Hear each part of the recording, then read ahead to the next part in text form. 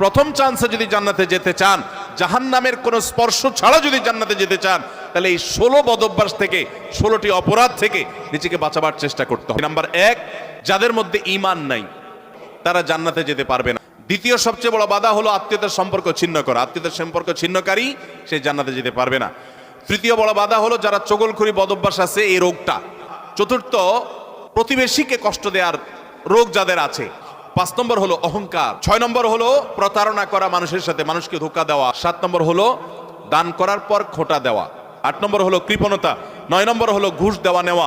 10 নম্বর হলো মা বাবার নাফরমানি করা, মা বাবার অবাধ্য হওয়া, মা বাবার অসম্মান করা। 11 নম্বর হলো মাদক আসক্ত হওয়া।